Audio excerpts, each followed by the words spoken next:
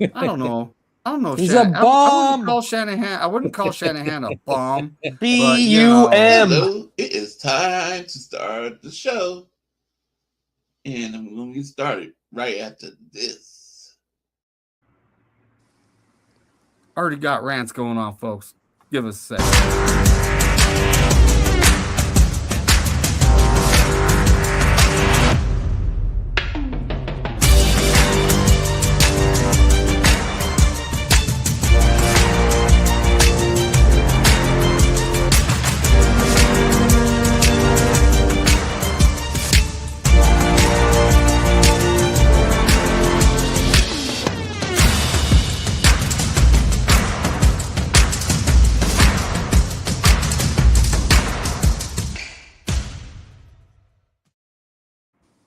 Damn. So in the chat, we got David Corona. He's umpiring a game right now. Daniel Berry Sports Highlights. Go check out his YouTube channel. Burr. We got Crazy Juice, and yeah, we might just go down that road a little bit today. Hugo Loco. Yes, that's his real name, Hugo Loco. Hugo Loco. John J. What up, buddy? That's me. But yeah, so as I was saying, Shanahan runs the offense. He does not run the defense. If I'm talking about rookies not playing, it's because I'm talking about the offense. He does not run the defense. The defensive coordinator runs the defense. True. That's true. And, you know, we're just debating, and I'm not going to name his name unless he comes in here. Well, listen, So don't just like forget that. that the problem with the offense is that when you come here and you've never been here before, you literally need a year to learn the playbook before you can even play. And so maybe the playbook is too hard. Well, why does a player have to know the whole playbook? That's true. I just give you the ball. I've seen Run left. other teams like, okay, this guy knows the playbook. We're going to put him out there. We're going to call the plays he knows. Oh no, Shanahan can't do that. He's got to know the playbook front to back, be able to read it backwards freaking for sure. upside down on one finger, doing push-ups with his finger. It's like, come on, man. Yeah. You know, like Jordan Watkins is a prime example. Looked good during the preseason. Mm-hmm. What did he play? 10 snaps all year? J-Dub. I'm just guesstimating. I don't actually know. I'm just guesstimating. Yeah, I was waiting all year to say J-Dubs, and I didn't get to say it one time. Mm-hmm. Yep. Not one J-Dub all year. What the hell? Yeah, I want to see Jacob Cowling, every time he ramped up, he freaking retore his freaking hamstring. So it was like, you know, he's a Niner guy just missed the whole year. So a classic Niner. So if I can put on my college football favorite team in the Bay Area called Cal, not a big fan of the Arizona schools because, of course, I was having a conversation with a fan who likes Arizona teams, and I said, this guy, he looks good in college, but his size and the way he plays, he reminded me like Dante Pettis. And this is the thing that, again, I'm not sure what's going on with the conversation, but football in general in college, you all look good. All these players look good in college. But then they go to the NFL, and the NFL reminds them that there's a select few that make it and become stars. That's the reality of football. Now, people don't want to hear that, and I really don't care if someone gets upset, but that's how it goes. When it comes to the 49ers, I've been saying this now for now. This is now the third offseason, and I'm going to continue to say it. Who are we going to draft that will not play this year, but will play the following year? And I'm gonna say that as long as I'm on YouTube and on shows. I'm gonna continue to say that it's no longer a joke anymore. It's no longer a joke anymore. I miss the days where when you draft a player, they're on the field. If they're bad on the field, they will lose their spot because they're bad. If they were good on the field, they stayed on the field. That's how it used to be. When it comes to our coaches and our GM, John Lynch has said this, and you can go back to the 2017 interview. I developed the defense because one of the biggest important persons he talked to was his former defensive coordinator who eventually won a Super Bowl with Indianapolis, Tony Dungy. And so he does what Tony Dungy did. That's how he does it. So our defense is designed the way Tony Dungy did it. The way Kyle runs the offense is that it's highly, highly predicated on running and blocking the football. That's why Kittle, if he was on another team, he would be catching passes, but Kittle has to block. Juszczyk has to block. All our receivers who are no longer on the team no more had to block. And a lot of people don't want to hear that for some reason. And I get it. Some people are just strong in their convictions, but we have to be completely honest. This is how our team is. We've seen it now for a decade. This is now Kyle Shanahan, now his 10th season. What have we learned? You will pull if you're good, but if on the offense, that's why this idea, receivers are treated differently than every other position, because Kyle, people forget, he was a wide receiver when he was in Texas. When he was his first job in Houston, he was the wide receivers coach.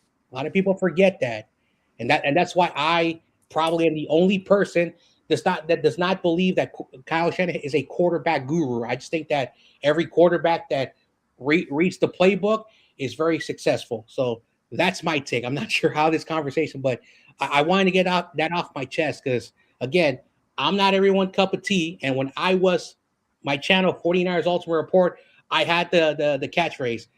I do the news, I do opinions, and I'm a diehard fan. I don't do no commentary and BS. And so that's how I've always run my channel, like a old Walter Cronkite of sports on YouTube. Well, basically, what got all this started was I was saying, let's just not even draft a wide receiver or running back. Like, what's the point? There's no point. They won't play unless they're a first round pick. Running back's not going to play either. We just don't need to draft a running back. Like, don't bother. Why? You didn't like TDP?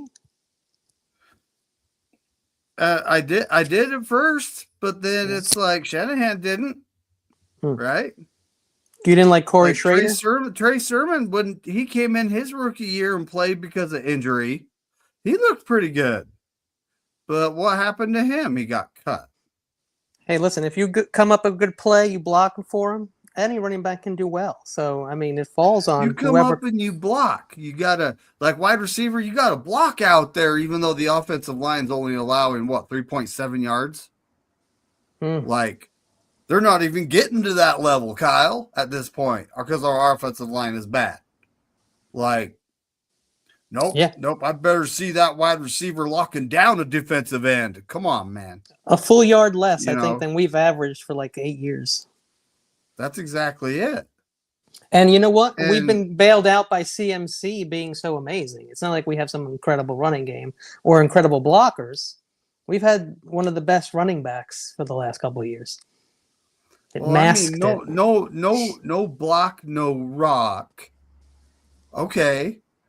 No playing time at all. Okay. Like Jordan Watkins looked good in the preseason, looked like he knew some plays. Didn't hit the field, did he? Shanahan picked up Kendrick Bourne, who looked good in a couple games. The thing is, like Demarcus Robinson back, another veteran wide receiver, and then all of a sudden Jordan Watkins is an afterthought and he's inactive. We get late in the season. We're playing the Seahawks in week 18. Our wide receivers couldn't get open. In the blowout in the playoffs, they had, what was it? It was 3 catches for 24 yards out of our wide receiver group. But we can't play the young guy. The guy that has speed, the guy that has good hands, the guy that runs good routes. We can't play him. We got to put in the old slow wide receivers that aren't going to get open and can't get separation. because they're vets, right? Yeah. Yeah. Unless you have, We gotta unless keep you're the perfect Isaac rookie. Guerrero. Well, we got to keep Isaac Guerrero, our change of pace running back, who's a good special teamers, inactive. Because why? Because he won't see the field.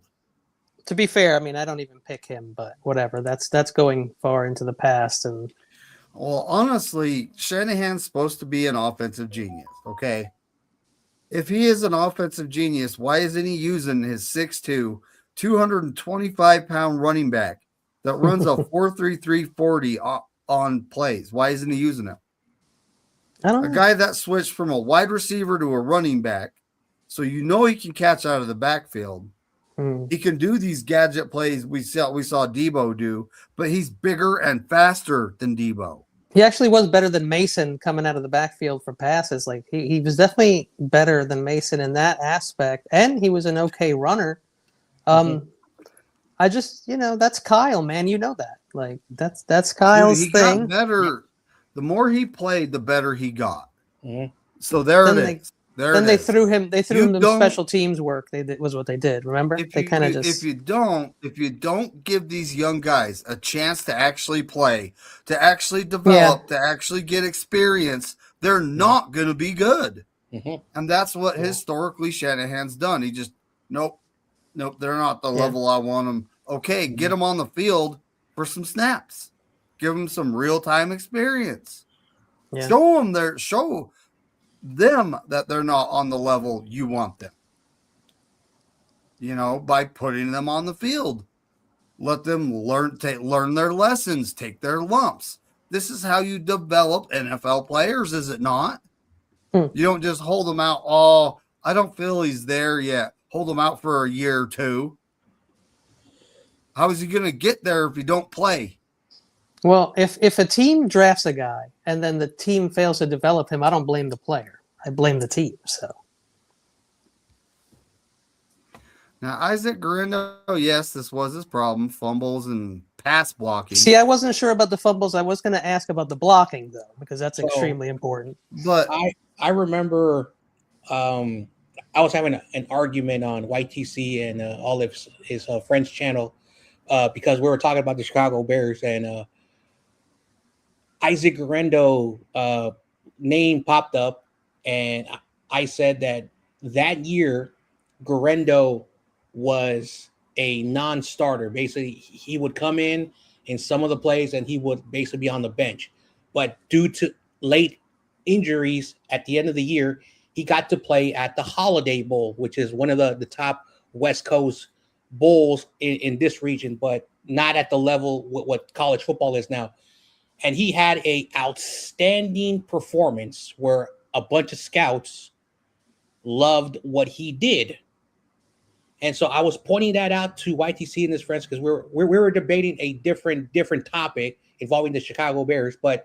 And I was saying that's the reason why Caleb Williams isn't playing for whatever the reason, but it shows you. And Isaac Guerrero was brought up, and look what he did. He had a really good game. His draft stock went up. These bowl games are make it or break it. And so, was I a fan of the Guerrero pick? No. But again, going back to Kyle, he saw something in Guerrero. Now, did we play that dude? Very rare. So for whatever the reason that it does tick me off a little bit that we draft these players. There's a high potential that everyone says they are, and they don't play. And I remember I think I was doing the Thanksgiving game against Seattle where the Niners destroyed the Seahawks, and Guerrero almost had like a long touchdown. He got tackled at the 1 yard line, and I'm like, we need this guy on the field if he could do this. Yeah.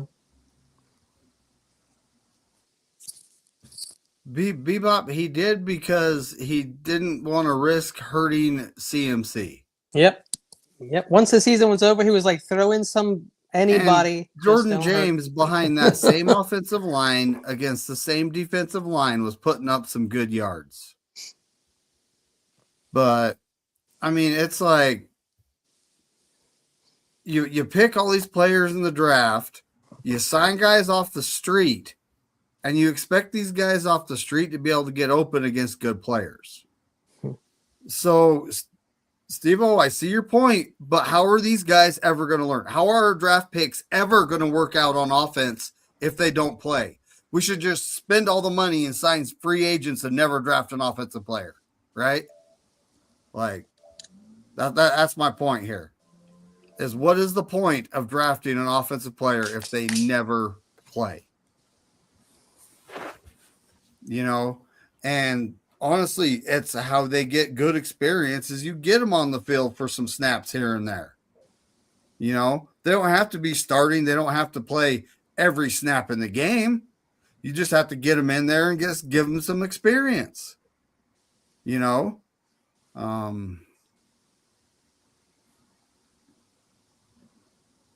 Jordan Mason couldn't get on the field because of Bobby T.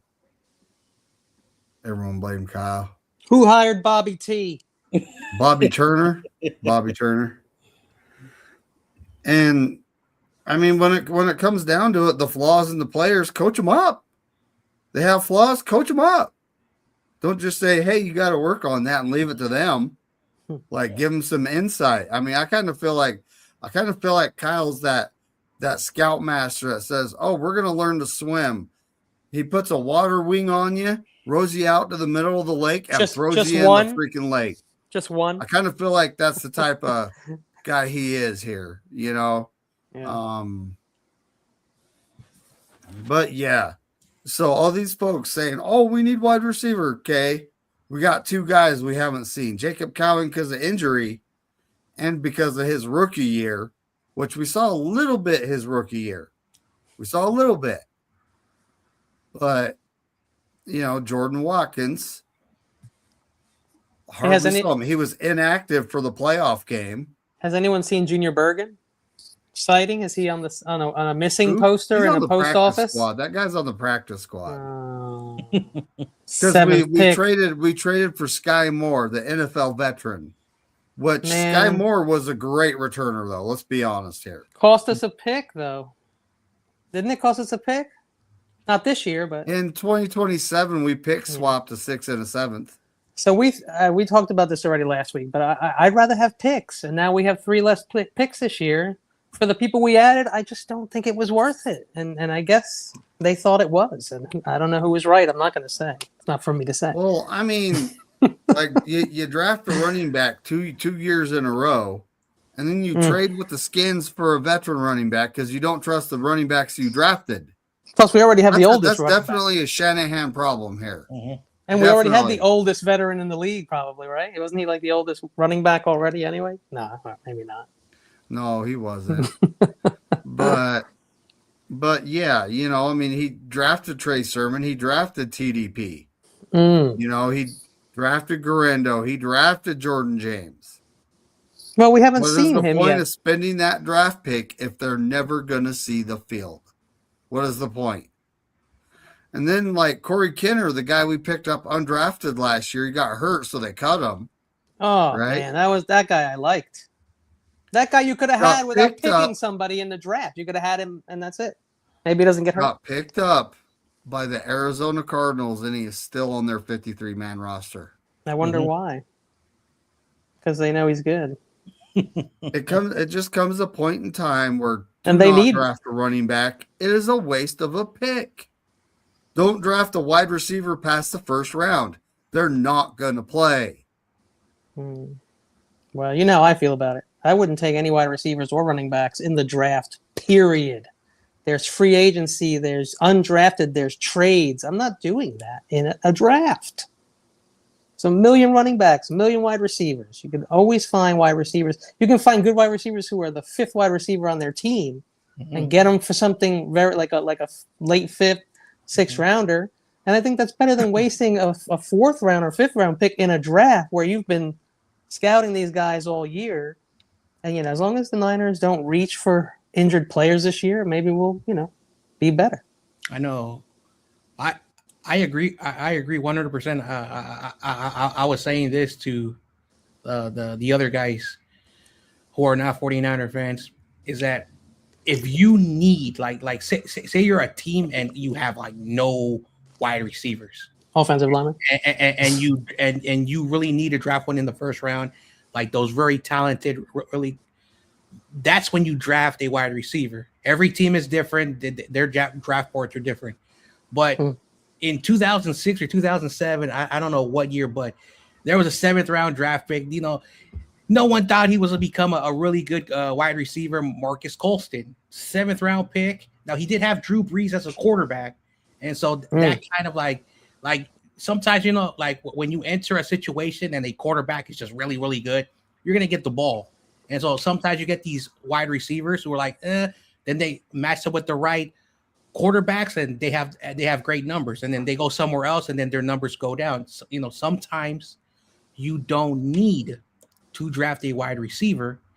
You can always get cheaper wide receivers later. Because look what Liam Cohen did that when he got Jacoby Myers from the Raiders at the end of the year. And, you know, he wasn't a game changer, but he produced a lot when he was signed over there. So yeah, when he went to a team like you said, like he was on the Raiders. Before that, he was with the Patriots, but they had Mac Jones and Cam Newton. Yeah, when they weren't great. Yeah, he goes to the team that you said. Boom, you said he had a good year. Hell yeah, they can use him there. Well, and you know, maybe Shanahan's offense is complicated. Okay. And a lot of people are like, well, he used to be a wide receiver. This is why he's so hard on wide receivers. Okay, Yeah. well, let's rewind time here and look at the draft picks. Dante Pettis. There you go. There you go. Yeah, yes, Deebo Samuel worked out for a while. He was an All-Pro. Okay. Richie James. Ayuk was a second-team All-Pro, but, you know, ended up being a nutcase. You don't count Richie James because he was later than Dante Pettis? Yeah, Richie James was like a 7th-round pick, and he's even decent. He was I mean, he was one terrible. of the best. He was one of the best kick returners in that draft, if I remember. So that was something. You that know, might have been what they were thinking. We have the old Jalen Hurd. We all remember that, right? My favorite. Oh man, this guy looks so good. Damn, this guy's gonna be really good. Okay. Yeah. Get to game 1, and all of a sudden he's hurt. He's out the year. Pay him for 4 years. Man. Oh man. And then who else did he draft? Danny Gray, Ooh, right? Keep going. Never really hit the field. Good special teamer. Never hit the field. Whatever reason. Shanahan doesn't say. Shanahan will just say, well, I don't think he's there yet. Okay, be more specific. What does he need to work on? Doghouse talk. I don't think he's there yet. I'm going to sign Joe Schmo, who's a Walmart greeter, and he's going to get on the field because he's an NFL vet. Yeah, but he had great stats his 3rd year at the University of Houston 8 years ago, and Kyle remembers. And so he'd rather have that guy. And it's frustrating to me because this has happened more often than not. You know, like we drafted Jacob Cowing. He's been with us 2 years. We still haven't seen what he can do on the field. Jordan Watkins. What about Ronnie Bell? Are we actually going to see him next year? I don't know. How dare you forget him? Ronnie Bell, you forgot. By the way, Ronnie Bell and Dante Pettis were the two wide receivers that Tyler Shuck was throwing to and was killing it. Just saying. Go figure. Right? He looked good with them. Shanahan's system, and all of a sudden he's doing good, huh? Kellen Moore. Hello. That's weird. Welcome to Kellen Moore's offense. Not so hard. I feel like Shanahan needs to get a good wide receiver coach and just lay off him. Let him do his job. He should have nothing to do with wide receivers or quarterbacks. But for some reason, he does make them look really good. So I will say that. He really does. Well, remember Sam Darnold gives and Mac Jones gives a lot of credit to Brock Purdy. You know, that they're giving a lot of credit to Brock Purdy and Shanahan. So it's like a combo thing going on here. But it's like, you know, just if you're not going to play the wide receiver, which you have a history of not drafting well at wide receivers, Kyle, don't play him. Ricky Purcell, we forgot about that one.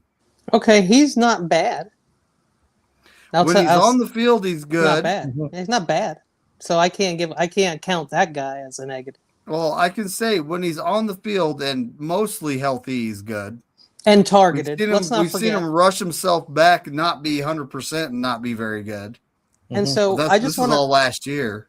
I just want to say about stats, like you have to be careful because it all depends what you count, right? So Ricky was in a lot of games, but there were games where he wasn't targeted. So for me, I don't count that game. If he got 2 targets in the whole game, yeah, maybe he got shut down, whatever it was. But I don't like count it as an entire game where he didn't do anything. Maybe he was locked down by Surtain all day, for all I know. I don't know. I'm just saying, like, there's got to be, when someone goes up against super elite talent, doesn't make them trash. It just means you went up against another very, very good football player, and he got your number that day. I don't want to take that away from Ricky. So there's a lot of context. Like, you have to. Well, you're so want it. Ricky's a first-round pick, and he hit the field in his rookie season. He was. I just want to say he was picked in the first round. I don't think he was a first-round talent. Hey, okay, we'll say it that way. He was picked in the first round. Zip it up. Brandon Ayuk was picked in the first round. Another guy I didn't like. Both of them saw the field because they're first-round picks. Yeah, you have to. Right? So it's like, okay, well, if Shanahan picks a wide receiver in the first round, okay, he's obviously going to see the field. Yeah. Right? But anything past the first round, like Debo and Pettis saw the field, but then all of a sudden was in the doghouse, whatever, never got out. Whatever BA was doing, I think Ricky could have replaced. Let me put it that way. Whatever BA had done in the past, I think Ricky could have done as well. I just want to say that. Like Ricky Pearsall, in his rookie season before he stepped on and felt something tragic happen. But one thing for me is that when we drafted him, I was like scratching my head. I was like very confused with the pick. But when a player is not on the field and he's had injuries, I cannot determine if he is really good. He's going to be a star caliber. I don't know yet because he's not on the field. Hopefully he gets 100% healthy, and then next season he's able to get those reps and see what we have there. Because at the end of his rookie season, he had 2 games in a row where he had over 100 yards. Now, one of them was against the Cardinals, and the Cardinals were god awful. True, but that's still a major league ball club in the end. Like, it's still and Gannon is not a slouch. And yes, they dealt with injuries. They had Will Johnson was hurt a lot of the year. I don't know if when we played him, I'm just saying, but they did have injuries too. So yes, they put up a lot of yards, and that was probably why. But it doesn't mean you don't take it away. I don't take that away personally. I don't take that away. I put it into consideration, but I don't take the game away because it was a bad team. I want him to succeed. I want all our players that we have to succeed. Unfortunately, the way the NFL is set up, and then of course how our coaches is set up, in my opinion, this is just my opinion, nobody else's, is that Kyle sometimes give these players the opportunity, see what they can do in a full season. If they're not living up to the expectation, then of course, but don't just give up on them because we made a mistake or whatever. That's the thing that ticks me off the most is that I'm not saying these players are bad who we let go, but they do better. Not all of them, but some of our players that leave are still playing pretty good somewhere else.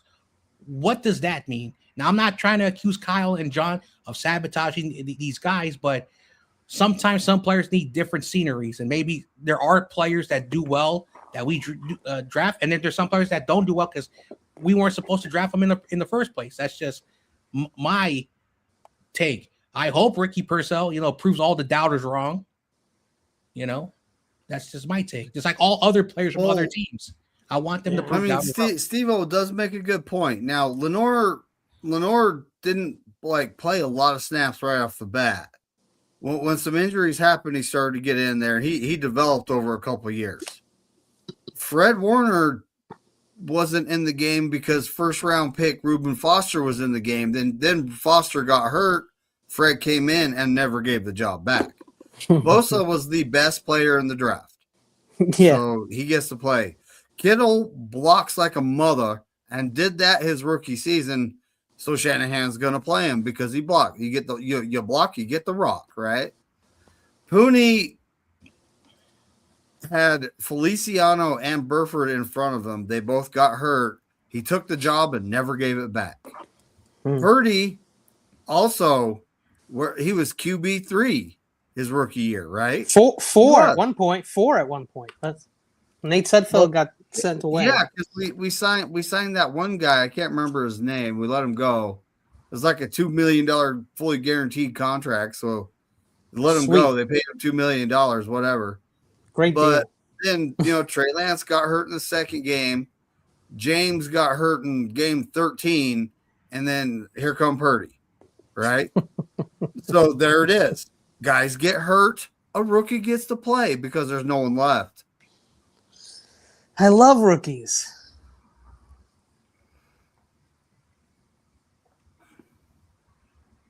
I don't know. If Feliciano was healthy, I get the feeling Feliciano would have been starting. Oh, hell yeah. But we don't know. Either way, Feliciano and Burford were hurt. Pooney got the start, never gave the job back. But if you're an offensive player on the Niners, you better hope everyone in front of you gets hurt or you ain't going to play when you're a rookie, unless you're a first-round pick. Then you'll get you. Pooney's Polynesian, correct? Mm-hmm. Yeah, you can't take that job now. I believe so. You never get that job back. That's Pooney's now. Only if he wants to move will somebody get to play there. Which I think he should move to left guard, but that's not up to me. I don't know anything. That's where my theory, like, we shouldn't draft offensive players. Like, then change their position. We need O-line something fierce. Is Kyle going to play O-lineman? Like, well, I don't know. To be fair, I know this is a Niner channel, but just to know what real problems is, the Browns have to replace every single offensive lineman that starts. That's even worse than we have.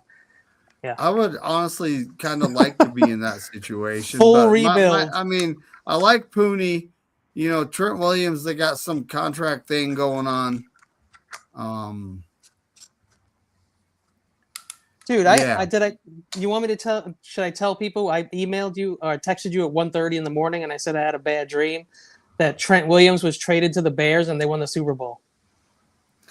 Now, if we trade him, it's like it's a hell of a dead money. Just saying. Okay, this is the situation. He has a $8 or $9 million cap hit. Yeah. Right? He has no guaranteed money left. If we trade him, we take that dead money.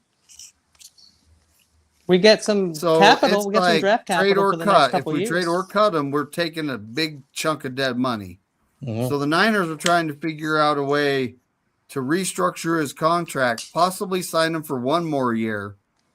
And then you're just kicking the can down the road there. It's going to happen at some point. We're going to take that dead money at some point.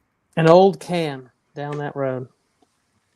But, Pooney, I like Pooney. I don't want him going anywhere. He played most of the year with a hurt knee anyway. Mm-hmm. You know what? When it healed up, he started to look good.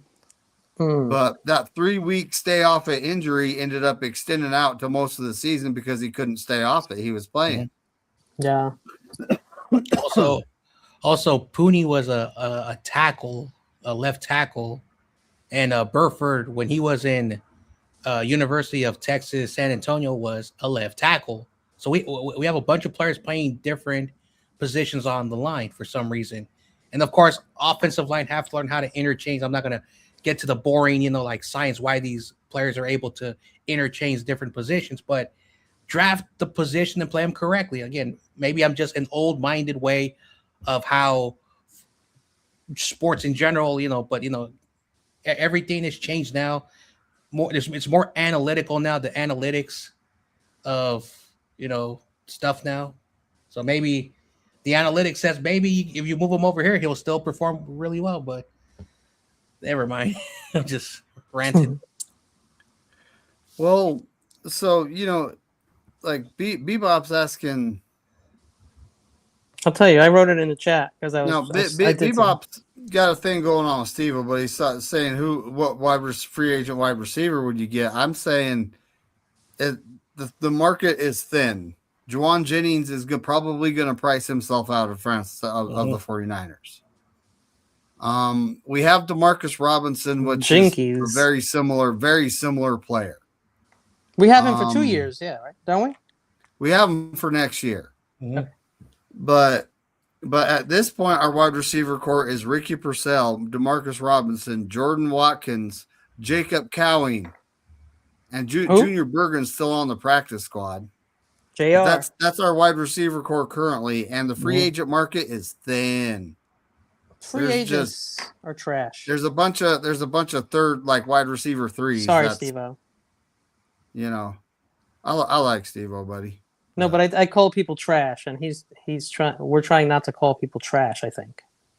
Now this is true. This is also true. Christian Kirk, who's a good wide receiver 2, decent wide receiver 2, good wide receiver 3.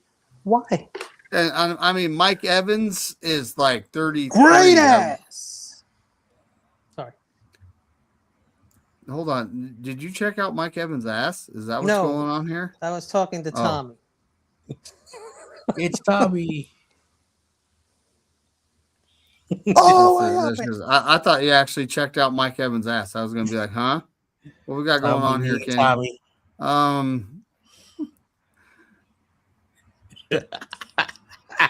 Oh boy. I'm not going to read that. The following motion picture has been rated R.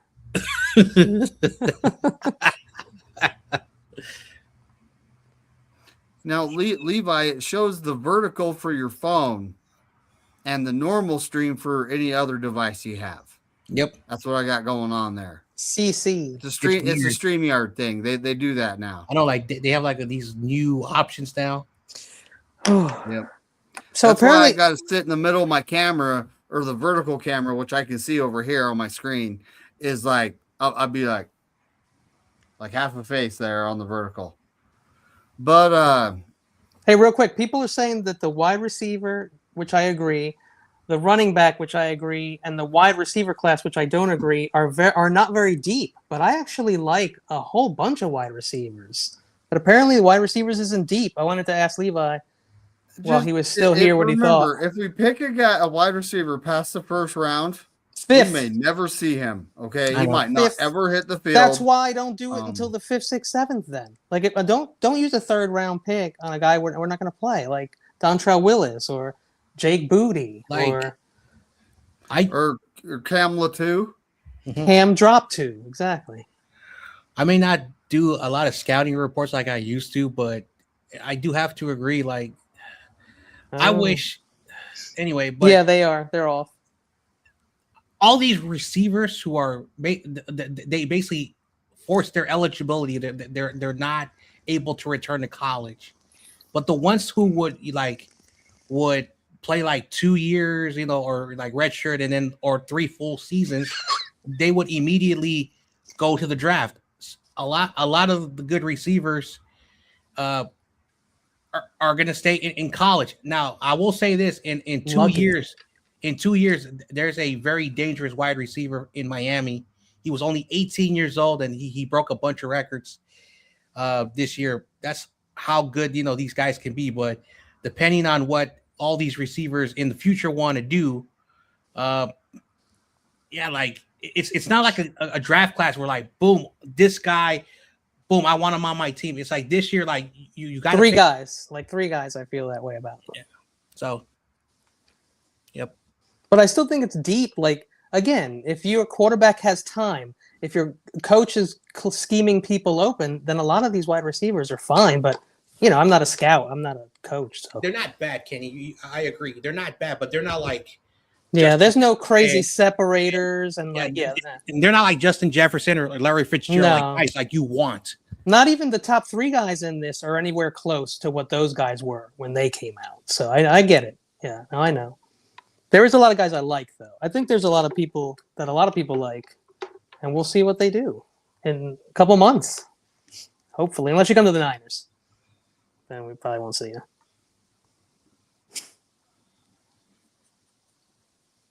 I'm just watching this. Sorry, I was watching this wild motorcycle police chase in Brazil. Oh no, that's like every day in Brazil. It was just 2 guys on a motorcycle. I'm like, my first thought was, why doesn't he just roll up and yank the second guy off? Ouch. But Jousting should come back to that. Should be in the Olympics, in my opinion. But whatever. I mean, I look at this wide receiver class. Like, there's a few guys I like. I don't think it's like deep, but there's a few guys I like, and they're not even first rounders. I can pick 20 guys. I could pick 20 guys, but I had 20 last defensive year. line wise. There's a few guys I like that are not slated to be first or second rounders. There's offensive linemen, but those guys are probably going to be gone round 2. I think we should. Because of how NFL teams value offensive line. Everyone but us, though. I could probably put on 110 pounds, which that would be. I'm looking down at my body like, man, that would be tough. But I could put on 110 pounds and be the only 5'9.5" guy out there. Brock Purdy be able to see over me. I'd be like the stump, though. They're not coming through. I could put weight on pretty quickly. I'm not gonna lie. How could you get leverage if you're a 6'6", 320-pound guy on a guy that's 5'9", 310? You're not going to get leverage on that guy. You need insane bend. You need insane bend. You would need jumping abilities. Just jump over him. But what happens if he grabs? Oh, you're nutsack. Yeah, most of those guys don't wear cuffs. I don't know what they're doing out there. No, you're not. But you're not getting to him. I wonder. That'd probably be an unsportsmanlike conduct, like flag. But I don't care. Unnecessary roughness to the huevos. It's probably that's a 25-yarder. This is true. We're talking about a first round and a second round pick. And McGlinchey is actually better in Denver because I think our offensive line coach is mid. Oh, boy. I do. I think the guy's mid. They just hired an assistant to try to boost the performance in that department. Is that Capers or is that another different position? I would have to look up the name. I would have to look up the name. We hired like an old legend, like a really old legend. Forrester, bro, just retire. Okay, like get someone else in that position because obviously you said, oh, I would rather have guys that have the balls in their hands than an offensive lineman. Okay. How are you supposed to get the ball in their hands if your quarterback doesn't have the time to throw it to them? That'd be a globetrotter. There's the thing. I got a thing going here. It's called common sense. How do you feel about this? We have 2 good offensive linemen, and that's if they restructure Trent. Yeah. The rest of the guys, they re-signed Pleasance, who did decent in the backup role. They re-signed Brock Purdy's roommate, Nick Zakel. Got it. Mm-hmm. Someone has to do Brock's For some reason, laundry. we still have Brendel on the 53-man roster. Although they could cut him, save a couple $1 million on the cap, and not see I think his dead cap money is like $1 million. It's something stupid low. But they could literally move on from Brendel this year and not see. You would hardly even see the repercussion. Hey, real quick, would you? I know how everyone loves Trent Williams, but here's what I propose. What if Cleveland wanted to give you their 6th and their 24th pick for Trent Williams and Dominic Pooney? Would you do it? No. I'm a yes. Go. Well, let me think. You can get 2. To die? You can get 2 guards, even though nobody likes. You can get 2 linemen, even though nobody likes the linemen in this draft. You can get 2 young linemen for the next 4 years, super cheap. You got Brock's super expensive contract. You know what I'm saying? You get rid of the Trent stuff. Dude. But look, we get rid of Pooney Fano and Trent. Lomu. Hold on. We get rid of Pooney and Williams. Yes, sir. For guys we're drafting that we don't know what are going to do. They're going to develop into that's incredible a very line. uncomfortable situation for me. Sometimes you have to put the brakes on and think about the future and not just try and win a Super Bowl every single year because it's kind of impossible. But we do it. We do it especially anyway. especially with how We do it injured our anyway. team gets. We do it every year anyway. It Um, doesn't matter. We're winning the Super Bowl every year. Revenge Tour 9.0. Let's go.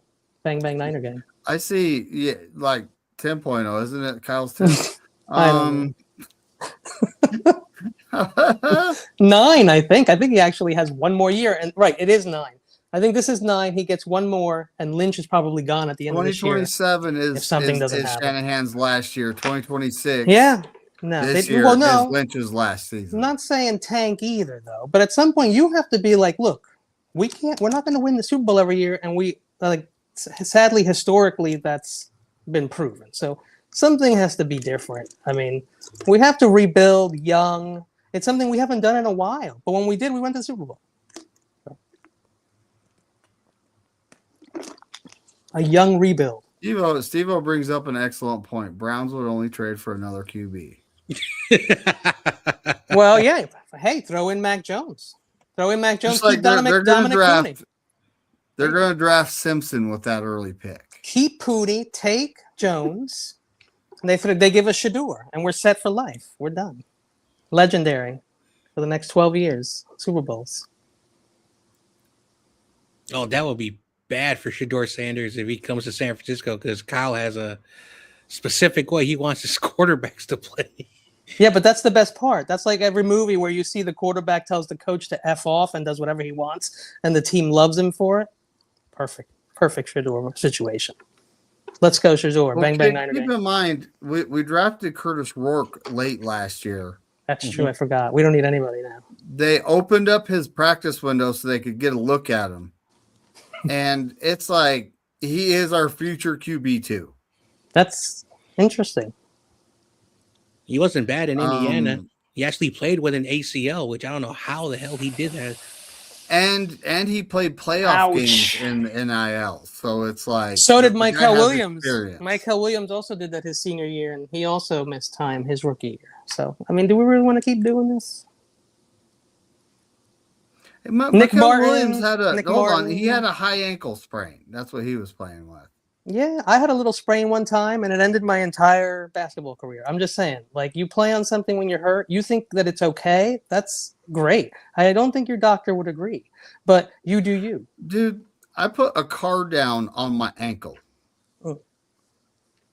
And it wasn't on purpose. I just repainted a car and I was putting it back together because the proper way to do that, folks, is you completely disassemble the car. Were you painting flames on it, though? Be honest. No, I was just painting. I was just painting it the stock color because it's like it was a bad luck car. It had been in a few wrecks. It had 1, 2, 3, 4, 5 Wrecks? different colors for body parts. 5 different colors on it, and I was like, "Yeah, I'm sick of this. I'm going to paint this thing."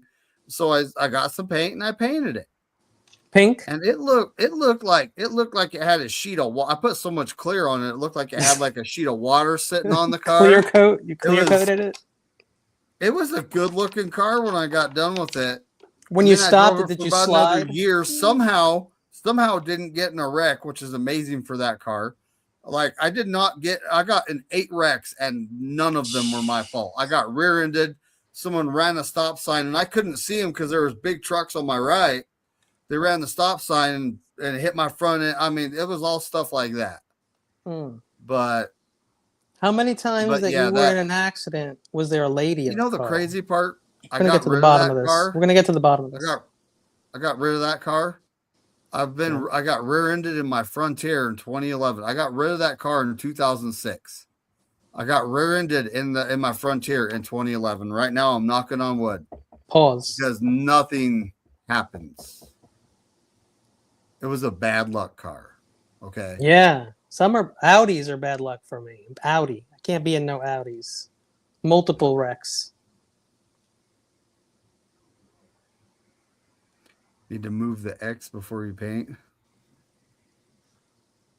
Yeah, Steve-O, I was putting a door back on, which the doors on cars are heavier than you think. Mm-hmm. Yeah, they are, especially on Camaros. My leg actually got trapped under the door, and I had to pick the whole car up to get it out. But that's how the car weight got on my ankle, and it just devastated want to hear a story about one summer me and a friend and his father rebuild like a very cheap car. We basically one day went to the junkyard because they were looking for something and they found a bunch of pieces, which a car, and they found the shell of it. So we somehow got into a truck and we bought some parts and we put a car together. I was horrible at it, but my buddy and his dad had a really good time, like bonding, building something. I miss those moments. Like I miss those fun moments where like you build things with your hands. Yes. Gerdo. I miss those days. Hey, my What up, peoples. buddy? So, Can everybody hear me? Am I good? Yep. oh yeah. Awesome. So, are we doing a draft tonight or not tonight? We can draft, baby. That's draft. Saturday night, and I still Oh. don't have a. Oh, I well. haven't scheduled anybody yet. Let's not Okay. I draft. don't know. Let's Yeah, I haven't draft. scheduled a guest yet. I haven't tried. I need to. Put on your red shoes and dance the blues. Just draft. But That's a good intro, though, isn't it? Like for a show. man. Yeah, we need to clip that up, David. He give you ideas. Oh yeah, there it is. I got to remember. Now I'll take a picture now, so I It's, remember. it's like Eddie Murphy. Yep. I ideas just popping off on my head. Just what's up, fellas? Ain't seen y'all in a while, man. Good to see you guys. Good to see everybody out there. Thank you. I have been dealing with the weather that is the East Coast and work and everything since the end of and Seattle winning the Super Bowl in our field. But we tax the hell out of them for it, though. now, Terror Dome, Good. Yeah. I hope they owe money. buddy, does it really matter that they won it at our field? How many That- Super Bowls? That have played doesn't in matter to Seattle? me, but I mean, I can see why they would like it. I know it just hurt though. It just it could have been any field. It could have been FedEx Field. Could have been Miami, New Orleans, whatever. It just that our field. You popping cigars. You popping bottles and popping cigars. And Yeah, but not Candlestick though. It didn't happen at Candlestick. Just saying. they never had a Super Bowl at Kansas. So Yeah, so it doesn't count. The substation stadium doesn't count. the substation. Okay, well, but you know how they are. You know how those people are. Hey, and I've actually done research into that substation thing, Terror Dome, and it's always been there. We've always practiced across from it. Okay. But in 2014, the substation was upgraded severely. Yes, sir. Mm-hmm. That's it. To be extra dangerous. Yeah, 2,000%. I seen. Why are Chase, you guys here today? We're making this more dangerous. tweet, and it's a little different. The substation before was just a telephone pole and a doghouse, but in 2014 that thing became a internet farm. Mm. Which is a little different, and it could be for everybody who says it ain't it could possibly not be it, but I just want my little peace of mind to say some scientists, Dr. Pepper, Dr. Dre, somebody to say this has no effect. How about if we all listen? Human This is serious. What if we all mailed Neil deGrasse Tyson a personal letter? I guarantee you that he would answer that question for us, and he would do it on one of your shows. He would do it on one of your shows too. He is awesome. Yeah, he's awesome like that. He is. He'll get you an answer. He'll get you a serious answer. That's all I want. That's all I want. So this is off topic. So you bring up Neil deGrasse Tyson. If you guys want to check out his 2 series that he made, Star Talk. No, the one called Cosmos that came out in 2014, and then he did a follow up in 2020. In one of the episodes, they talked about magnetic fields and all that stuff. And one of the scientists who was basically, this is before modern technology and all, like the safety stuff. because he was around magnets and electricity and all that stuff, he developed at the time, a very rare form of cancer, which later, centuries later, was found out that, being around any type of magnetic pulses and all this stuff is not good for the body. And so because of his research, we have made magnetics and electricity, all that stuff, more safer being around humans, but it's still bad for the body. But we live in a modern technology. I would recommend, if you guys want to know about magnetics and electricities and substations, Magnetic. and I think they have it free on Tubi. It's good. They talk about the science stuff and the Yeah, I think you're right. Yeah, but there's one wonderful episode where there was a child. He was an orphan in Europe, and then he was always exposed to magnetic, and then he died at the time, which is like in his 50s, which was a long life, like in the 1400s. Says a lot about like what that thing can do for the body. All right, Steve-O's asking. Steve-O's asking. We can go around the horn. Terror Dome. We Okay. can start with you. All right. What position do y'all have the Niners drafting first?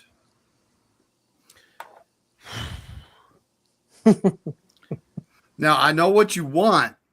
Right, that's what I'm. I know exactly. what I want. Good. All right. But what's gonna happen? Yeah, what's gonna if you're asking me my prediction, how we do things, you're looking at KC Concepcion or possibly Mr. Boston out of Washington. We have a tendency of just going that wide receiver, and that's the end all be all, and so shall the roads never meet. But I and probably David McNatter and probably a lot of other older, more astute fans, I'd be looking at just the best possible player available that can be sensational and not rotational or not situational. Ooh, yeah, that's what I want. I want an all-pro in the first round. That's my line of thinking. Generational player. Yeah. Get that guy. Get that as guy close to that guy as possible. All-pro, perennial Pro Bowler. I don't care what position he. Just get the best possible guy. That would be nice. That's me. And but that's what I'd like to see too. I honestly think they're going wide receiver. Concepcion, I know he's a big playmaker. He's said, Levi, but he also drops a lot of balls too. I know. So it's like, I don't know about him. I'm kind of on the fence about that guy. Yeah, but personally, you and I have always wide receiver. We've been together, but if you ask me what the Shanahan regime likes to do, they like to stir it up. They like to go to a receiver that they're not gonna possibly play, and he's gonna have drawbacks, and he'll be fourth option. And he'll be fourth option at best. He'll be fourth option. They'll do. They usually do, yeah. And you know what I want us to draft is the best offensive lineman available. But that's not going to happen. It's going to be a wide receiver. That probably is it. That's why I haven't been so enthusiastic the last 2 or 3 weeks. I know how we do. We got wonderful guys. Shout out to Wayne Breezy. Who else? Brad Graham and Johnny Dales and all these wonderful content creators who go down to the Super Bowl, the Senior Bowl, and say, "Hey, man, this guy, he's Darwin's Raven. All those guys." And I love what you guys do, and you're doing it correctly. You're doing it properly. You're doing it wonderfully. But y'all know how how we do. History is best rewarder of our research, and we've seen time and time again. The Bears. Offensive line is not a priority. You can throw anybody in Not there. even to our offensive line coach. It's not a priority. Yeah, He said it himself live on yeah. TV. And the guys have got on me for being a little hard on Chris Forrester. I've been out on him for a couple of years. I know it's just their philosophy. The shout out KRS-One, the rapper. My philosophy is just they don't think it's that, but man, go back and look at Seattle. Look at Seattle's picks: 21, 23, 25. They're going first and third on offensive line talent, and it shows up here in 25, man. Where's Eric Wallace? Where's Eric Wallace when you need him? Because I told him that for the last 2 years that his team was killing it. I've been and it was a year away. Yeah, man. And they were a year earlier than I thought. I didn't think they could do it this year, but I thought by next year Seattle would be pretty disgusting. They gave him a year early, and they've arrived, and they're not looking like they want to give up the crown anytime soon. What's crazy is that Torrey Horton, one of the wide receivers they drafted, I love him. Colorado State, 5 touchdowns in like 5 games or less, and then he got hurt for the rest of the season. Can you imagine? That dude was still there. But he's tough, and he's so good. He's so. Yeah. Oh, he would have had over 10 touchdowns his rookie year. Man, yeah, right, easily. Right. I saw him when he played. I tell you, when I saw him, they played Colorado. I was watching Shador and Dion and everything. Oh, that Colorado. One game, the good game. Yeah. Colorado versus Colorado State. It was a wonderful game. Colorado prevailed. And I was looking at the Colorado State guys. I'm like, oh my God, they got ball players all over this place. Yeah, they were keeping it. They made that a game. It was a great game to watch. Great highlight game. So Kenny. Yeah. The question. Oh yeah, I forgot. So what I want is what I want, not what they'll do. So what I want is I want to get either like Monroe Freeling or Caleb Lomu if he can drop that far. I'd take Max Ianacor, the raw African guy, the next Mailata. I would love to have that guy. Oh, and if some interior linemen fall also, if like Vega's there or someone like Besantis even, I would take Besantis. I know Jennings Dunker, a lot of people like. I'm not 100% in on the Jennings Dunker yet, but so many people like him, and I don't hate him. He's also up there for someone that would be really nice on the Niners. I've seen him coaching other players on the team while he's learning himself. That shit is like, look, I got this, so let me help you. Yeah. Okay, like I got this shit, so let me help you with this. And then he's still learning himself, but that's I saw his interview. I'm not gonna try and be a dick here, but he's a little like my weightlifting roommate in college. Like I'm not insulting anybody's intelligence, but he's a little like silly, a little goofy. I don't know how serious he is. Okay. And you gotta love football. Yeah. Breathe it, eat it, drink it, whatever. And I don't know if I see that yet, but I hope he's that guy. I haven't seen that much on him yet. But anyway, I'm just saying, obviously, offensive line, but they're going to take a wide receiver. And they're going to take a wide receiver like Eli Surratt or Omar Cooper Jr., the two people from Indiana, or like Chris Bell maybe, but Chris Bell is hurt. And so the Niners might take him because that's what the Niners do. They take people who fall because like Chris Bell otherwise might be one of the top 3 wide receivers in this draft for a lot of people. And so he's someone that if he falls and he's there for the Niners, they'll be like, yo, Chris Bell would be one of the top 3 wide receivers in this draft, but was hurt last year, so that's why he's not. We got to take him. And they'll do something like that. So, but O-line for me. All right, John Jay, buddy. Mm-hmm. All right, so what position do you all have the Niners drafting first? So what I want the Niners to do, if I was GM of the team, right now our weakest area in all the positions is wide receiver. It's very, very thin. It's a very thin wide receiving group. A lot of them who are at the bottom of the depth chart haven't played, and so we have to address the weakest area, which is wide receiver. Now, I've always said this, and I'm going to continue to say it: is that whoever we draft will not be a player that will be someone that will leave an impact. Will they play? Probably, but they always draft for next year. And so what I see the 49ers doing, and this might be the hot take of the show, because I love to do hot takes sometimes. Trent Williams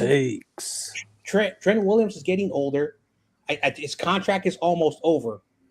I don't know if they're going to convert Dominic Puni back to his original spot, but they might start realizing, you know what, our best offensive line player is almost there.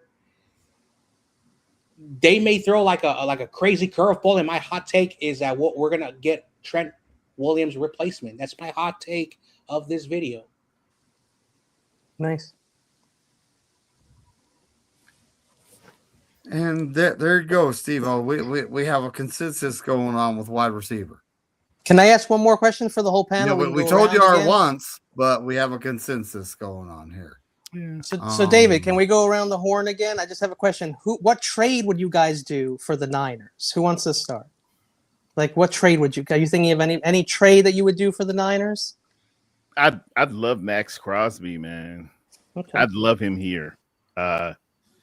If we need to just give up the first, because I look at it as this: you're looking to get a potential All-Pro, a Pro Bowler, a perennial All-Pro who can solidify and help and finally be that piece that we need complementary to Nick Bosa. If you could draft it in say you had the first pick overall, you would go out and get that. Well, you can't. And at 27, you can get that guy. So trade out, get that guy, bring him to the San Francisco 49ers, who finished last or next to last, I think, in sacks. Sacks, dead last. Myles Garrett had more sacks than we did. Get that guy, man. Get that guy. And the pushback is going to be, well, we need people all over.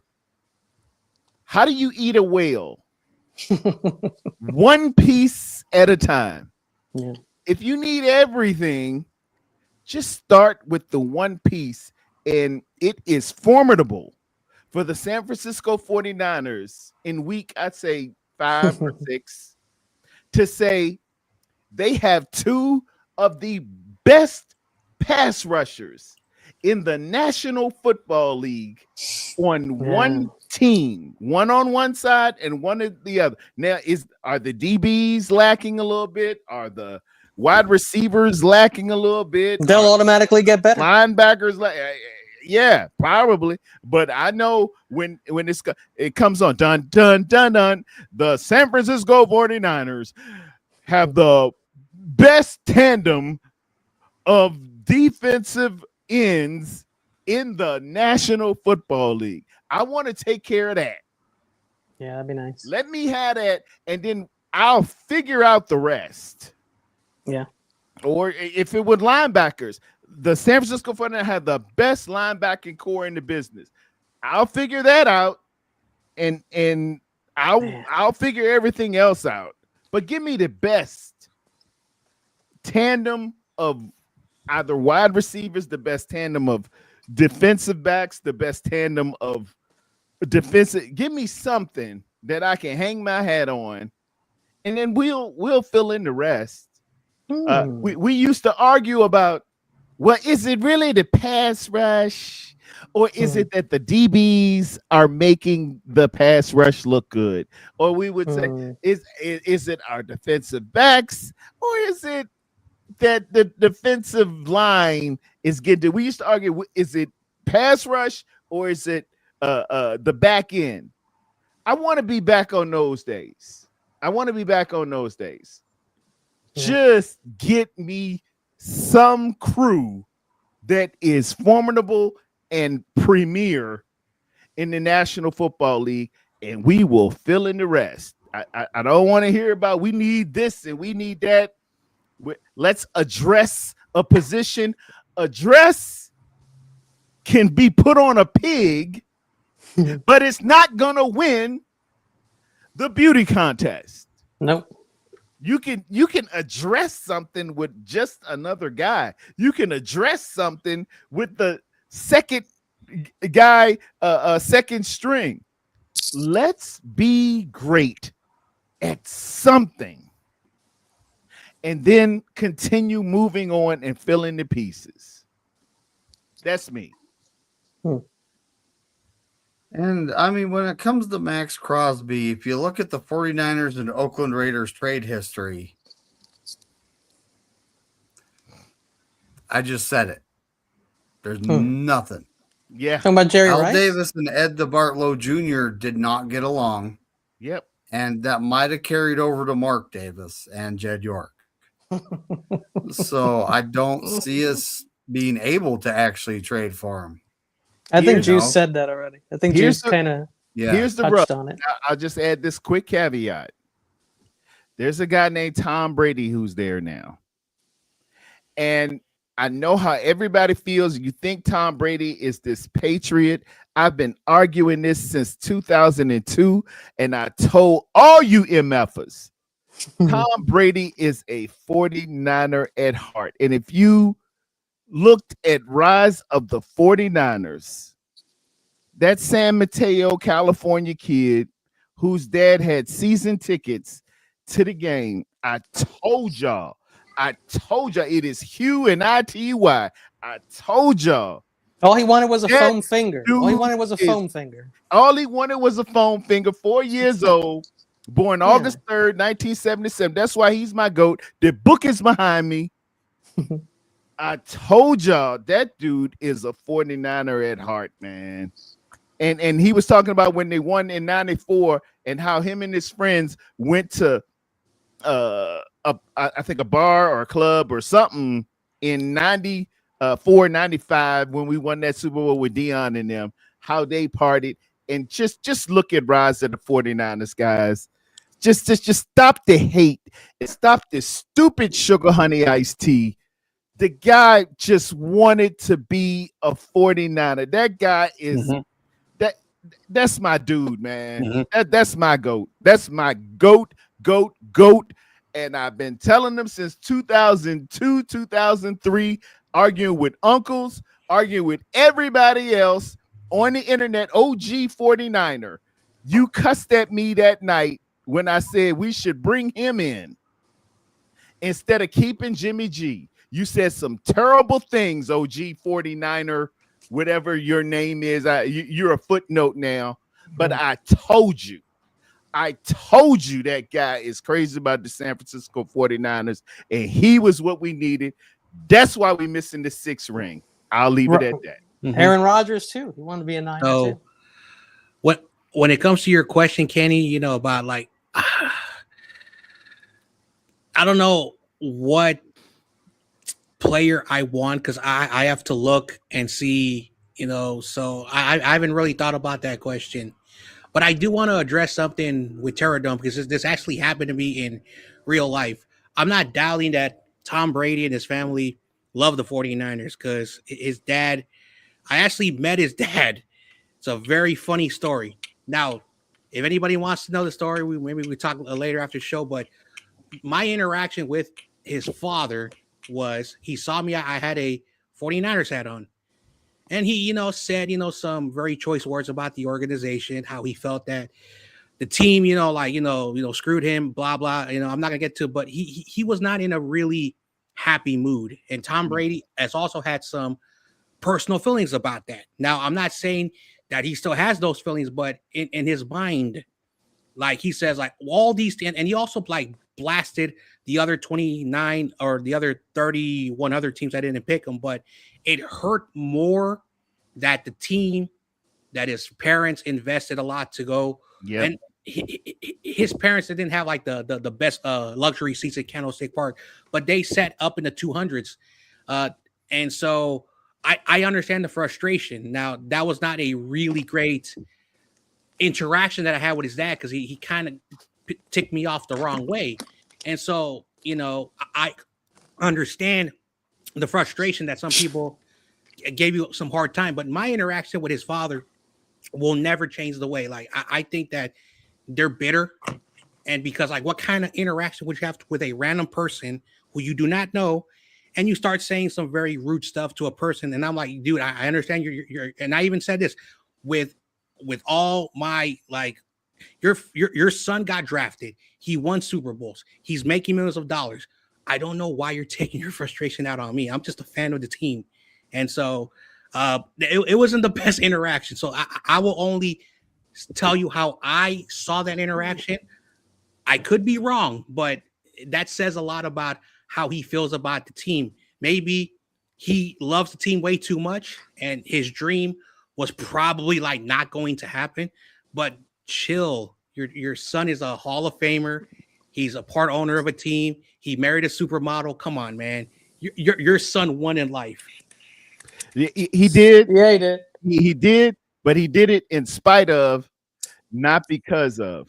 And we had an opportunity to get the GOAT instead of getting an alpaca farmer named Giovanni Carmazzi.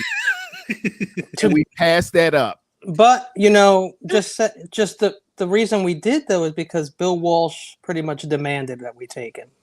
And that's gonna be on Bill. That's gonna be on them. But B-dubs. I understand if it's my son, and I've given every ounce I can to the San Francisco 49ers to include season ticket holders, and you pass him up for Giovanni Carmazzi, you're gonna get this work. You're gonna get this work every time I see you. Mm-hmm. Yeah, I totally understand. Mm-hmm. And if you can't get into that realm of thinking, JJ, please go out and have a son, man. I'm 56 years in the game now. Let me see you do something to Isaiah, my youngest, or DeAndre, my youngest. Let me see you pass them over after I have paid. I guess back then it was $1,000 a year or something like that, and right in your backyard. He played for Michigan. You were looking for a quarterback, and you passed him up. Oh, please believe. The thing is that Tom Brady wanted to go. Every time you talk to me, you gonna hear it. You gonna get this work. Yeah. I think Brady wanted to go to Notre Dame and then to the Niners. Brady produced the whole thing, the rise of the 49ers. His name is all over. You see the kids love him. And he ain't a kid, he a grown man. Yeah. He the GOAT, but I sense, see, this the thing here, and I'm sorry for going long, Dave, but this the thing here. People think that loyalty and faithfulness is all about, well, I was born in Northern California, so I love the 49ers. No, it's more from a kid from Richmond, Virginia, or Mississippi, or St. Louis, or New York, or something like that. It means more to us that out of all the 31 teams, including the ones closest to us, we chose the San Francisco 49ers. Not because we were born there, not because we're from there, but we endured ourselves to the fact of what we saw and know as football. That's more than that. We made a choice. We could go in and we could say, oh, well, I like Seattle this week. I like Kansas City. We can say, I like the Redskins or the Commanders. I like New York. I was born in Richmond. I could like anybody I want. I like the Carolina Panthers. I live in Carolina. No, dude. No. We chose you, and it means more when you chose it, when you adopt it. That's it. That's my man. Mississippi That's why. Valley State. That's why my I'm a dude. 49er fan. That's That's my why dude. I'm a 49er fan. That's my dude. Mhm. Yeah, it mean more. It mean more than you'll ever know. So I would like to, because I actually live here, and Tom Brady, is Northern California, San Mateo, not that far. And I was having this conversation with some other non-49er fans because they wanted to know why I liked the team. I said, I'm from the area. Come on, dumb question. But I said that in this area, the Bay Area, and I don't know about anywhere else because I haven't traveled outside the state of California. We love our teams. We love the Warriors, even when they were god awful. We love the Giants, but we know that they're from New York. We love the Giants. We love the 49ers, not because of Super Bowl. We just love sports. Sports is an identity here in the Bay. You can be in San Jose and love those teams a little bit up north. You can be in Fresno and you can love those teams up north. It's a pride thing up here. I'm not saying that people who live in Fresno don't love the Southern California teams, but I'm saying that it's a pride thing. Like when you're born, if you have a parent that's a sports fan, when they're a baby, they put that cap on your head. They train you to wear that. They want you to love that. And you could talk to like thousands of people in San Francisco, and they'll tell you the same thing.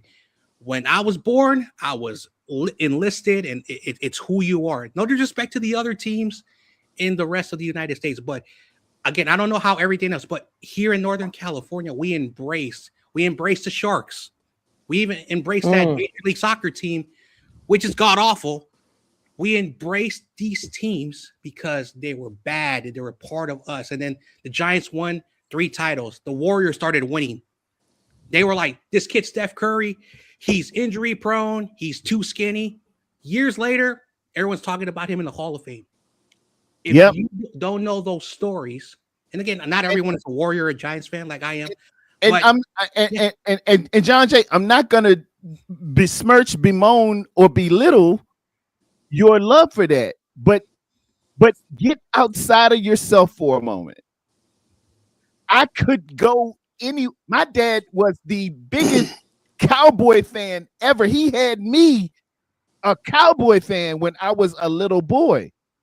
But there's a verse in the Bible that says, when I was a child, I thought as a child, I spoke as a child, understood as a child. But when I became a man, I put away childish things. And when I learned of the greatness of these teams behind me, the banners are behind me. I can't hide from them. You see you see the Lakers, and you see the San Francisco 49ers. When I became of age and understood what sports and greatness was, I chose those 3 teams. And I stay with them right now before you 56 years old. And if I go today or tomorrow, the flowers and the arrangements will have these 3 teams behind me. It means Dad could have put, he wanted to put, and he did put that the Cowboy logo on me. My mom is a Cowboy fan. Everybody, Cowboys or Redskins in my neck of the woods. But what I'm saying, it took a love, it took an understanding for me, my cousin, and my other cousin, Emmanuel and Mike, who played college football, to understand the 49ers is where it's at, baby. And that's how we run. That's big, man. That's real big. And if can't nobody get it, I'm so sorry. When I first started watching football, the Giants were on top. I could have easily just liked the Giants, but I was like, this team is trash. And I used to say trash when I was a little boy. I used to say trash. LT. It's a little guy. I can understand. I can understand why my son liked the Carolina Panthers. He crazy about Cam Newton. Well, I showed at him the time. I showed him Cam Newton in Auburn, and he just fell in love with Cam Newton, and that's all he know. And he will argue to his wits end that Cam Newton is the greatest of all time. Mhm. My other son loves Jackson, Lamar Jackson. He's a Baltimore Raven. Mhm. You can't tell him nothing Yep. about Lamar. But Mm.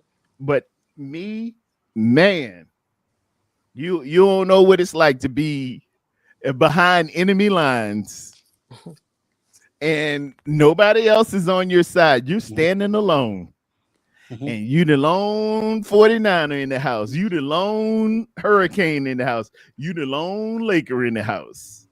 So If I want it real That's what quick, I and then can I'll John Jay real quick because it's just 1 second. When I was little, if I wanted to watch the Niners, guys, I had to watch the Jets or the Giants as well. So that's rough. Think about that. wow. So you want to hear a great story, and I hope my words didn't uh disrespect anybody. I'm not. I don't believe anyone in here like just bandwagon the team. I think I believe everyone loves the team for whatever their reasons. But in 2011, when everybody was arguing, like, we got Harbaugh, Alex Smith is still the quarterback. Um, Someone from the Giants, I mean, not the Giants, the Niners went to Washington, D.C. for some reason. Maybe like they had family out there. And they saw a bunch of people who they thought were like tourists from the Bay Area. They said, oh, no, we live in the D.C. area. And so it made like the local news over here in 2011. And he basically was like talking to them, and he told, I met some fans who I thought were from the Bay Area, but they were from the DC area. And so he asked us one question. He says, it must suck that you guys live out here where the the the Washington Commanders play. And they say, yes, it sucks. It sucks, but they just love the team, like, and it's like college football.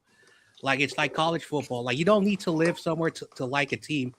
And I used to remember, like, before everybody was on YouTube, there was no StreamYard, like a more simple time. Every time I would watch a road game, and for us, it's 10 o'clock in the morning, which sucks. Yeah. Every game and every stadium that the Niners played in, there were 49er fans in there. So I always knew that there were fans outside the Bay Area. And I was like, aha, we can make fun of those other teams because there are more fans over there before all these content creators. This is when people didn't have like all these new like streaming stuff and like websites for people to connect to watch the games. It really shows you that to be a fan of a team and you live like thousands of miles away, that's dedication. Yeah, it is. That's dedication. That's all thank you. That's all I've been trying to convey. That's true dedication. That's true knowledge. I had to dig to get research to find who's my starting lineup and stuff. Y'all got it on your local news. You see every game when it comes on. We had Redskin games, dude. We had Carolina Panthers games, dude. I got to buy the package. I got to find or watch Howard Cosell of ABC Sports do the halftime highlights. That was my feed. Sports Illustrated, Peter King. I had to learn the beat writers. I had to go and actually get newspapers and magazines and buy that to find out what was going on with the San Francisco 49ers. That's a lot harder than, Yo, but also, I don't know about where you were, Terradome, but where I was, obviously it's New York area, so like there's going to be every team, but it wasn't easy finding Niner stuff. And back then, like you either had to mail money in an envelope to a strange address, yes, and pray they sent you a jersey and back, pray they sent it. or call someone and like give them your number of your credit card over the phone, like that shit. Like and so we didn't do that because we didn't trust it so much. We were just and it was a hard time. Yeah, man, that's harder being 3,000 miles away. It's a lot harder. You really dedicated to the cause. A letter. You get it's awesome. Writing, you licking. Internet. I can go to websites and see stuff now, but dude, back then, no, dude. Yeah, you better wait till Monday Night Football or the playoffs or something to find out everything that was going on And Yeah, so check this out. Did you have a starter jacket? Most of us had a Of starter course. jacket. Okay, so that was hard to find, but my mom got it for Christmas, and she's like, "I'm sorry, honey, they didn't have the red one. They only had the black one." And I was like, "Yeah, Yeah, the black one was so dope," and I was like, "Thank you." man, It's like- man. My mom needed a raincoat for me when I was a kid, and she went out and got a Miami Dolphin raincoat. And That's my good because you dad, only wear it when it rains, though. That's what my dad looked at that thing and said, "Hell to the no! You will Out of the not house. have this in my house." Yeah. So this is in heaven. There is Tom Landry, and then there is this guy, Hubert Terra Sr. I'm telling you, this is the ultimate for me to stand up and say, "Dad, I'm a 49er and I will live and die with that." You have no idea. You have no idea with the boldness and the conviction that I had to have to pronounce this in front of God and everybody. Dude.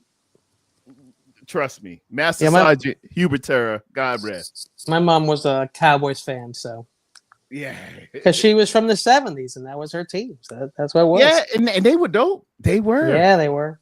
They were. So, you guys got any other thoughts going on here? I'm about to get on out of here because I'm tired. I started cutting coffee off early and I get tired. Come on, Well, hey, I I don't didn't- get to see you nothing but a little bit of time. I actually Wait. didn't get to no. say my Can trade. you make it Saturday? I never got to say my trade. I think so. Yeah, give me your trade, Kenny. I yield. I Okay. yield to the gentleman in New Jersey, New York. We're gonna trade Trent Williams and Brandon Ayuk to the Cleveland Browns for their first 3 picks, 6, 24, and 39. And we're gonna rebuild this team, baby, and go to the Super Bowl.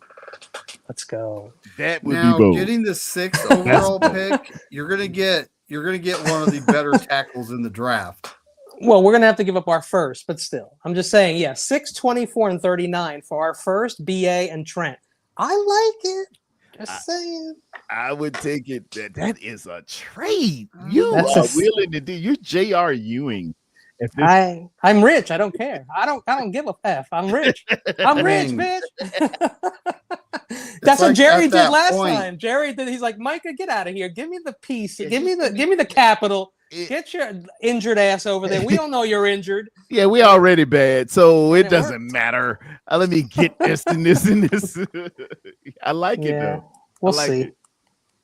Yeah. You never know, buddy. Like, all right, March 9th is the free agency tampering period. That's when news will start Legal. coming out. Legal tampering, but they tampering now. And already. March 11th is the start of the new year. So that's when teams will be making cap casualties, cutting players. We'll have some news coming out. You know, Gonna be nice. and you never know who a team's going to cut that we're going to say, thank you. Oh yeah, I can't wait till Right? the free agency is done and all the tags have been applied or whatever, and we know exactly what everyone needs now for the draft, and we can really get into the draft once we know what everybody really needs. That's true. That's true too. That's Yes, true. sir. Yeah, Yes, sir. That's a all right. big period. Hey, can't wait. everybody, tune in Saturday night. We'll be having our mock draft series show with Terradome being GM of the 49ers. Nice. So everybody have a fantastic week. We'll be here next week. We always are. There's always something to talk about. Maybe next week I won't start off the show with a rant, but I think you missed it. You're supposed to, Terradome. hey, Dave. I think you it's should your do it show. every week. You, this is your segment. You do what you Yeah. do. Whatever you feeling, you go, man. Yeah. You should start with a rant. I did. I week. started off with a Everything. rant. I was on fire. I was like, what's going on? I'm a run it back. Check you out. Yeah, before we even started. All we were right. going. All right, folks. Hey, everybody have a fantastic week. Don't forget to tune in Saturday night. Terradome, you on tomorrow morning? Get to work. I'm you know what? I'm going on. We're gonna talk about a couple things and you know, it's combine time, it's the underwear Olympics, and everything changes once they see 4-3. And wait till we see all the 5'9" guys that are really 5'7". things Yeah, like everything changes. Once you measure, everything changes. So we'll talk about that a little I'm bit. 6'1". What? You're 5'10" and a half. Oh, yeah, What you're do you got? 5'10" and 2.25 You got on lifts? What is going on? Are you wearing golf well, it's shoes? like Kyler Murray must have had lifts on during his measurement because he looks like he's Oh, 5'6". yeah. He was I'm standing saying. on old Call of Duty video games. He was standing on. He stacked them up. You got to do what you got to That's do, funny. baby. Millions of dollars on the line. Yeah. I have All no right, comment. folks. Hey, everybody have a great night. Tune in to Terror Dome tomorrow and tune back in Jeez. for the mock draft series, episode 3, Saturday night. Nice. And as Corey Davis says, go 49ers and F all 31 other Oh, teams. 31 other teams. And it's Especially always you. fucking